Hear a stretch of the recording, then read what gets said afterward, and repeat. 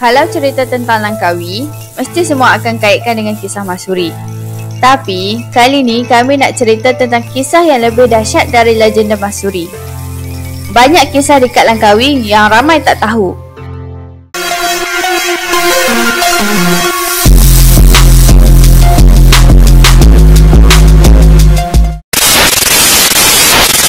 By the way, jangan lupa untuk like, subscribe dan juga komen jika you guys ada idea untuk next video.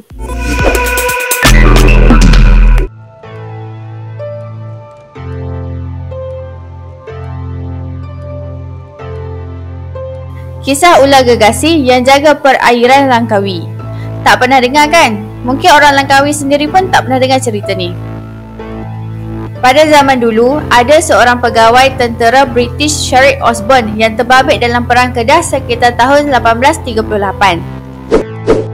Beliau pernah mencatatkan satu kisah pelik mengenai kewujudan seekor haiwan raksasa di Langkawi pada zaman dulu. Mengikut catatannya, kisah raksasa berupa ular ini diceritakan kepada beliau oleh seorang penduduk tempatan. Cerita tu turut membabitkan upacara mengorbankan manusia untuk dijadikan makanan ular tersebut. Catatan Osborne dimuatkan dalam buku Malay Kingship in Kedah, Religion, Trade and Society, atau dalam bahasa Melayu dia adalah Kerajaan Melayu di Kedah, Agama, Perdagangan dan Masyarakat. Mengikut buku tu, sebelum ketibaan Islam di Kedah, raja yang nak menaiki tahta di negeri itu perlulah mengorbankan puteri daripada kalangan kerabat diraja kepada ular tersebut. Upacara kurafat ni dah jadi seperti adat dan turut dilakukan bila kerajaan Kedah berperang dengan negeri lain. Puteri sunti tu akan dikorbankan sebagai makanan ular dan sebagai balasan, ular tu akan jaga keselamatan perairan Kedah daripada ancaman musuh. Ular besar tu juga tak akan mengganggu penduduk Melayu di Kedah. Sebaliknya, hanya menjadikan orang Siam, mergui dan haiwan lain sebagai makanannya. Diceritakan ular tu besar hinggakan kepala dia saja setinggi pokok yang ada di pulau tu.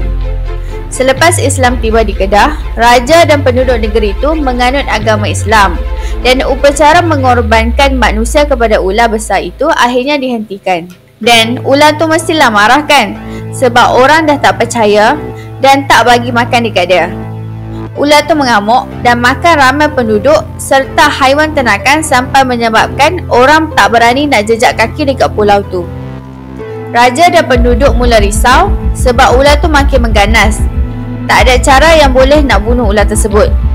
Selepas lama mencetuskan angkara, akhirnya dengan kekuasaan Allah SWT telah mengutuskan bantuan menerusi kehadiran seorang ulama dari tanah Arab. Ulama Arab tu kata, petaka angkara ular besar tu sebenarnya dugaan Allah bagi nak uji tahap keimanan penduduk terhadap agama Islam yang baru dianuti mereka. Ada juga segelintir penduduk kembali kufur sebab terlalu takut. Tapi, masih ramai rakyat Kedah berpegang teguh dengan akidah Islam. Ulama tersebut menyatakan bahawa dia akan tolong untuk hapuskan ular itu. Lalu, ulama tu bersama beberapa penduduk Kedah mula menuju ke sarang ular besar tu di Langkawi. Sebaik tiba, beliau mengambil wuduk, memakai serban hijau, menjunjung Al-Quran dan berdoa supaya ular besar berkenaan mati dan diusir dari kawasan tu. Sebaik saja ular tu nampak kelibat ulama, ular besar tersebut menyerang dan telan ulama tersebut. Bagaimanapun, sesuatu tidak diduga berlaku apabila ular itu menggelupur kesakitan selepas menelan ulama tersebut. Dalam keadaan terseksa, ular besar itu melarikan diri ke arah gunung di pulau berkenaan dan tidak pernah muncul mengganggu manusia lagi. Kisah dicoretkan Osborne ini sememangnya misteri dan menimbulkan kebingungan bagi orang yang baca. Tambahan pula, ia membabitkan kewujudan spesies ular raksasa yang tak pernah ditemui di mana-mana pelosok dunia sebelum ni. Kesimpulannya, dekat Langkawi memang banyak legenda dan ramai orang yang tak tahu. Maybe cerita ular ni nak tunjuk dekat kita macam mana agama Islam tu berkembang dan ubah penduduk dekat Langkawi.